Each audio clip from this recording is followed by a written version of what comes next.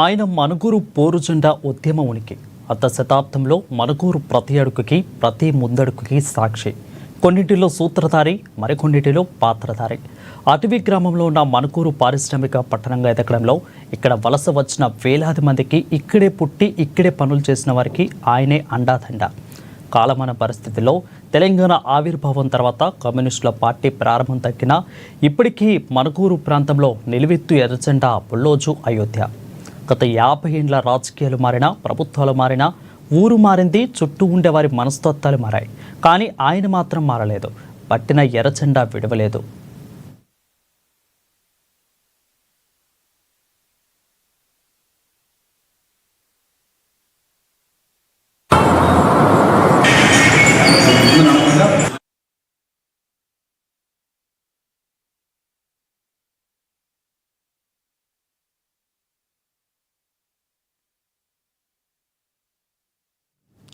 మనుగురు మండలంలోని రామానుజాపురం గ్రామానికి చెందిన అయోధ్య మనుగురు ప్రాంతంలో అనేక గ్రామాల నిర్మాణంలో పేదలకు అండగా నిలబడి చేసిన పోరాటాల్లో ముందు వరుసలో నిలిచారు. భూస్వాములను తరిమిన చరిత్ర, తుపాకులను ఎదురొడ్డిన వీరవత్వం ఆయన సొంతం. మనుగురు మండలంలో అనేక గ్రామాల ఆవిర్భావం వెనుక, వందల కుటుంబాల జీవిక వెనుక అయోధ్య తోడు నీడ కనబడుతుంది.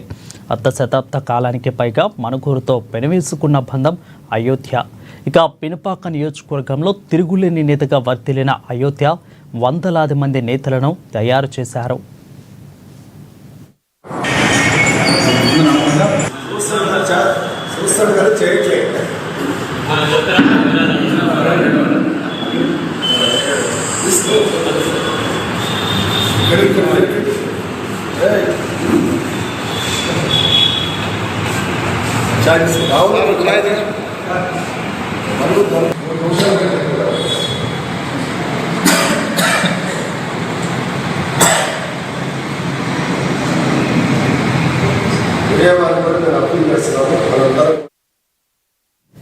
సింగరేణి ఆవిర్భావంలో, కార్మికుల బతుకు పోరాటంలో, హక్కుల సాధనలో, చట్టాల అమలులో, వేతన ఒప్పందాల్లో, గనుల భూసేకరణలో, ఇలా పేదలకు సాయంలో అడుగడుగున ఆయన పాత్ర తిరుగులేని ముద్ర కనబడుతుంది.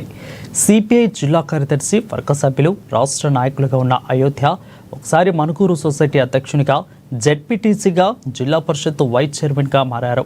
తన రాజకీయ జీవితంలో ఎంతోమంది ఎమ్మెల్యేలు కావడం, ఎంపీలు కావడంలో కీలక భూమిక పోషించారు. అయోధ్య కృషితో ఆయన చేసిన కృషి, వేసిన నిర్మాణంలో ఎంతోమంది రాజకీయ పదవులు పొందారు.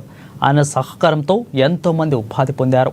మనుగురు ప్రాంతంలో సాగునీటి చెక్ డ్యాంలు, కాలువలు, చెరువుల నిర్మాణంలో, అదేవిధంగా రోడ్ల నిర్మాణంలో, కొత్త గ్రామాల నిర్మాణంలో ఆయన కృషి అనన్య సామాన్యం.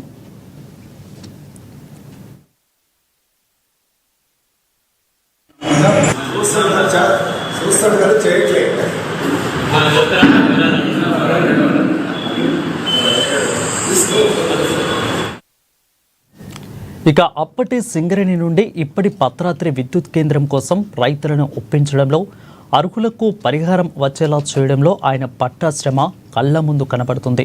ఒక్క మనుగురే కాదు, పినపాక, అశ్వాపురం, బోర్గంపాడు మండలాల్లో జరిగిన అనేక ఉద్యమాల్లో, అనేక పనుల సాధనలో ఆయన ముద్ర కనబడుతుంది. సిపిఐ పార్టీకి చెందిన ఎమ్మెల్యేలు నియోజకవర్గాన్ని 20 ఏండ్లకు పైగా పాలించగా, ఇక ఎంపీలుగా కూడా ఇక్కడ నేతలు ఉన్నారు. ప్రజాప్రతినిధులను పేదలకు భరోసాగా నిలిపేందుకు పనిచేశారు. క్రమశిక్షణ, నిబద్ధతతో నేతలను నిలిపారు. ఇక ఎంతోమంది పేదలకు ప్రజాప్రతినిధులుగా అవకాశం కల్పించారు.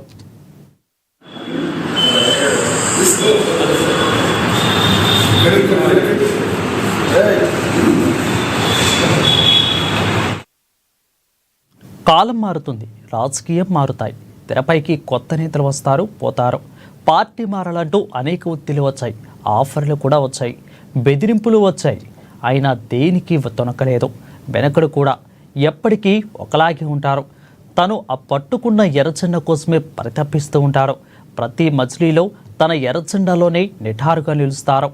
ఇప్పటికీ ప్రజలకు ఆపదొస్తే అయోధ్య తల్లాడెళ్తారు. ఇక అండగా నిలిచేందుకు ముందుంటారు. ప్రజల కష్టాల్లో, సుఖాల్లో ఓ భరోసాగా, ఒక పెద్ద దిక్కుగా నిలుస్తాడు.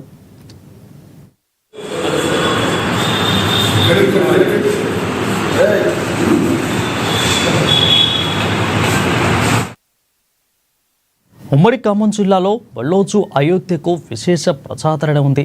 జిల్లా పరిషత్ వైస్ చైర్మన్గా బాధ్యతలు నిర్వహించిన అయోధ్య స్థానిక సమస్యలపై ఎప్పుడు ప్రజల పక్షాన నిలిచారు. భూ సమస్యలు, ఉద్యోగ, సింగరేణి కార్మికుల సంక్షేమం కోసం పోరాటాలు చేశారు. సిపిఐ రాష్ట్ర స్థాయిలోనూ కార్యకలాపాల్లోనూ అయోధ్య కీలక పాత్ర పోషించారు. నిరుపేదలకు సహాయం చేయడంలో, ప్రజా సమస్యలపై అధికార యంత్రాంగాన్ని ప్రశ్నించడంలో ఆయన ముందు వరుసలో ఉండేవారు.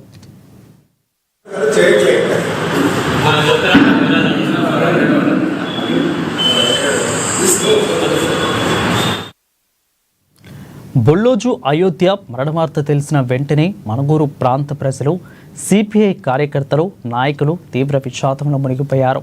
అలా స్వగ్రామానికి బంధుమిత్రులు, సిపిఐ కార్యకర్తలు భారీ సంఖ్యలో చేరుకున్నారు. అయోధ్య మృతితో మణుగూరు ప్రాంత ప్రజలు తీవ్ర దిగ్భ్రాంతం గురయ్యారు. అయోధ్య మరణాన్ని సిపిఐ రాష్ట్ర కార్యదర్శి, శ్రీ పార్టీ సీనియర్ నేతలు, ఉమ్మడి ఖమ్మం జిల్లా నాయకులు తీవ్రంగా అభివ్యక్తం చేశారు. ఇక నేలరాలిన ఎర్ర మందారం అని జోహార్ కామ్రేడ్ బొళ్ళోజు అయోధ్య అంటూ కమ్యూనిస్టులు నేతలు, అభిమానులు శోకతప్త హృదయాలతో వీడ్కోలు పలుకుతున్నారు. నక్సలైట్లో పుట్టిన పంచాయతీ కూడా రామాంజవరం, అక్కడే జెండా బాతి పుట్టించారు. ఆ టైపులో కమ్యూనిస్ట్ పార్టీ నాయకులుగా పుట్టినటువంటి రామాంజవరం పంచాయతీ, రామాంజవరం గ్రామం. ఈ ముగ్గురి మధ్యలో రాజకీయాలు పోటీ పడినటువంటి సందర్భం. ఆనాడు కొండయ్య గారు మళ్ళీ వెంకటేశ్వర బాబు గారిని తిరిగి రామాంజవరం తీసుకురావడానికి చాలా టైం పెట్టింది. ఈ మధ్యకాలంలో నాయకత్వం లేకపోతే 1972లో నా వయసు 18 సంవత్సరాలు. ఆనాడు మా గ్రామ పెద్దలు నాయకత్వం వహించాలని నాకు ఒక బాధ్యత చెప్తే ఆ బాధ్యతను నెత్తి మీద పెట్టుకొని చిన్న వయసులో ఆనాడు 250 ఎకరాల ఎల్లంబాట భూమిని నరికించి పేదలకు పంచాం.